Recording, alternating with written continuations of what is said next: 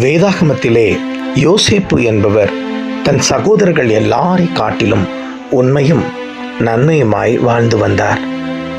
அவர் கண்ட சொப்பனத்தின் நிமித்தமும் அவருடைய தகப்பனிடத்திலிருந்து அவனுக்கு கிடைத்த பல வர்ண அங்கி நிமித்தமும் அவன் சகோதரர்கள் எல்லாரும் அவனை பகைத்து அவனை வெறுத்து தள்ளினார்கள். ஏய், கனவு காண்பவனே, ஓடிப்போ!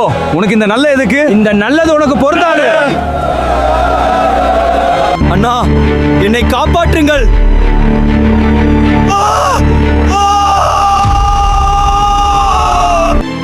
இவனை அந்த இஸ்மவேலரிடத்திலே விட்டு விடுவோம், தகப்பனிடத்திலே ஒரு துஷ்ட மிருகம் அடித்து விட்டது என்று சொல்லிவிடலாம்.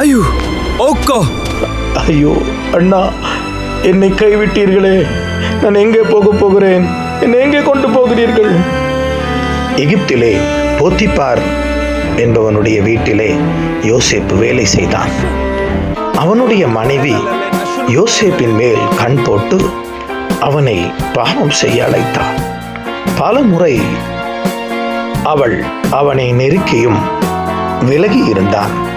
ஆனாலும் அவள் அவனை நெருக்கி பாவம் செய்து தூண்டின பொழுது அவன் வஸ்திரத்தையும் விட்டு விலகி ஓடினான். ஆனாலும் அவன் செய்யாத தவறுக்காக அவன் மேல் குற்றம் சாட்டி அவனை சிறைச்சாலையிலே அடைத்தார்கள். ஆனாலும் அங்கே சிறைச்சாலை தலைவன் அவன் கண்களில் இரக்கம் கிடைத்தது. அங்கே அவனை மெதுவாக அவன் நடத்தினான். அங்கே எல்லார் கண்களிலும் அவனுக்கு தயவு கிடைத்தது. தேவன் அவனோடு கூட இருந்தார். ஒரு விசை பார்வோன் தான் கண்ட சொப்பனத்தினால் கலங்கி போனான். இந்த சொப்பனத்தையும் அதன் அர்த்தத்தையும் சொல்வதற்கு கேட்டபொழுது யோசேப்பு அந்த ஞானத்தை உடையவர் என்று அறிந்து அவனிடத்திலே அதை அறிந்து கொண்டு அவனை கனப்படுத்தி ராஜாவிற்கு இரண்டாமானவனாய் அவனை பெருமைப்படுத்தினான்.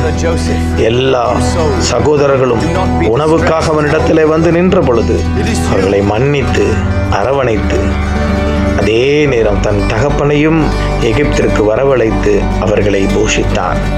அவர்களிடத்திலே அன்பாயிருந்தான். என் அன்பு சகோதரனே, சகோதரியே, யோசேப்பு தன்னை வெறுத்து அவமானப்படுத்தி நிந்தித்தவர்களை நேசித்தான். நீங்களும் நானும் அப்படிப்பட்ட அன்பை காண்பிக்க ஆண்டவர் விரும்புகிறார். இன்றைக்கு பகைத்தவர்களை நேசிப்போமா? மற்றவர்களுடைய தப்பிதங்களை நாம் மன்னித்தால் கர்த்தர் நம்முடைய குற்றங்களையும் பாவங்களையும் மன்னிப்பார். ஆமேன்.